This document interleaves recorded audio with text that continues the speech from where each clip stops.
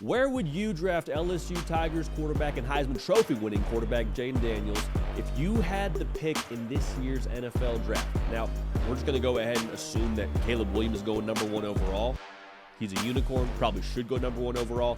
But then the discussion gets a little bit more murky around, is it Drake May? J.J. McCarthy's skyrocketing up draft boards right now. Like, who's that second quarterback? I'm going to stand on the table right now here and tell you I think it should be Jayden Daniels. We'll talk about this more in a second.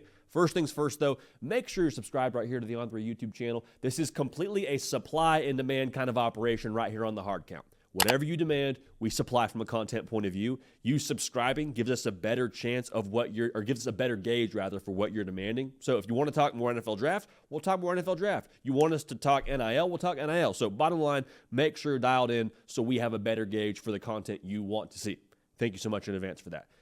Full disclaimer out here now. Not an NFL draft guy. I am a college football guy, though. Eat, sleep, and breathe this stuff, and we saw a lot of Jayden Daniels this year. I am not an anti-Drake May guy. I think Drake May, wherever he lands, is probably going to be very successful. Fully believe that based on what we saw in college. I think he's phenomenal. Also, I think where you land as a college quarterback matters. Okay, you hear that a lot in the NFL when it comes to this time of year. Hey, who's their coordinator? What do they have around them? Any one of these guys that goes in the top 10 probably doesn't land in the best situation that, there's a reason these teams are drafting in the top 10. But when it comes to who I would pick second, not just quarterback, player, I would take Jayden Daniels. Again, not anti-Drake May. I'm a full-time J.J. McCarthy stan. I think he's phenomenal. He'll be great wherever he lands. I think Jayden Daniels should be drafted second for a couple of reasons. Now, I don't believe he's going to fall to my Atlanta Falcons. I'd love for that to happen, just so we're on the same page. But when it comes to these quarterbacks, watching Jayden Daniels do what he did last year in the SEC, which was pretty much whatever he wanted, I feel like if I'm drafting somebody, I have the very best filter possible for the level of competition he played against. Like, there's a reason the NFL goes to the SEC frequently. It's the reason why the SEC has the most draft picks of any conference. Pretty much year in and year out, but historically that's true. This is no knock on Drake May, but who was the best defense that he played against? Clemson? Notre Dame? Those are great defenses.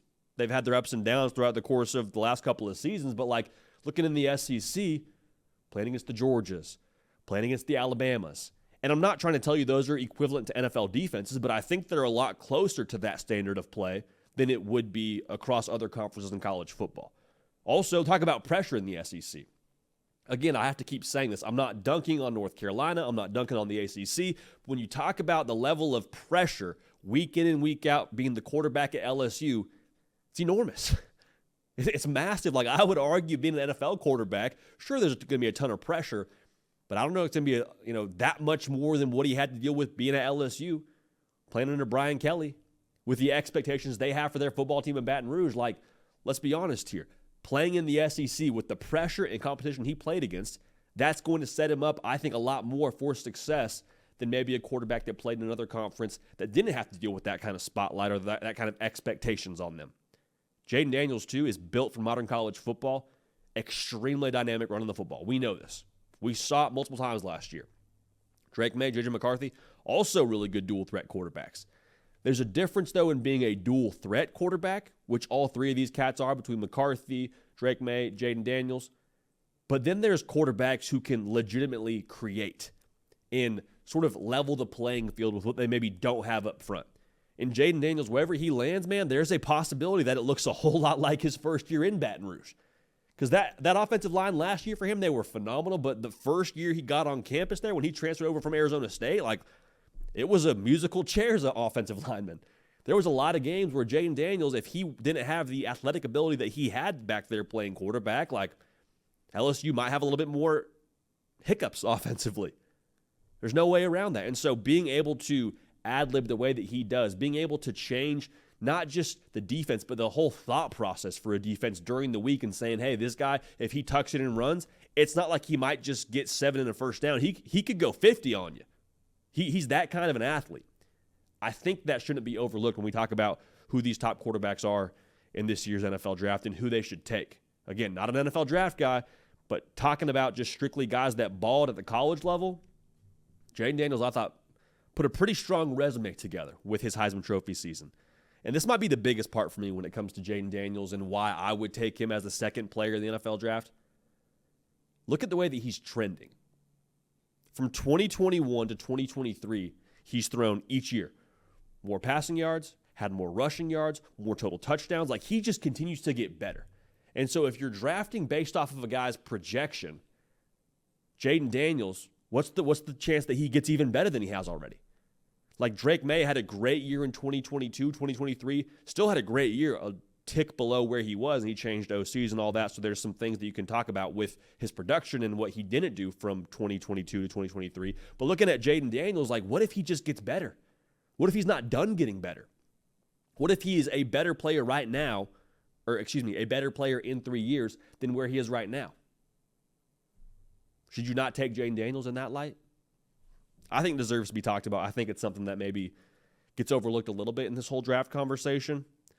But if you're unsure about all these things, if there's still some murkiness and you're like, okay, I think Jayden Daniels, Drake May, kind of Pepsi, Coke kind of taste test, you could be good with either one of those. I don't disagree with you, but look at the experience factor too. Drake May played 3 years of college football. That's phenomenal. Jayden Daniels has played 5 years of college football. I was talking to someone in the personnel world when it came to the NFL draft conversation, and they were basically just saying at this point in the game, you want to take a quarterback that has played the most amount of games possible. You want the largest sample size possible. Why? Because they're going to be able to step into a football game and feel more confident, more comfortable because of the amount of experience they have. The more you do something, the more comfortable you get, the more evolutions you're able to take from, your game standpoint. It's able to evolve a little more. All those things combine for me to say I would take Jayden Daniels as the second player in the NFL draft. Now, some folks in Baton Rouge, you might say, hey, take him number 1 overall. I hear you. Who am I to disagree? Caleb Williams is a unicorn, but for my money, Jayden Daniels, best filter with him playing in the SEC for me to run his game through, built for modern college football, and his trend currently is just continuing to point upwards, getting better and better each and every year from 2021. I'm excited to watch what happens here in the NFL draft. Again, let me know if you want more NFL draft content, if you want more content on other things across college football, being subscribed, the best way for us to get that information, all right? So we appreciate y'all. We love y'all.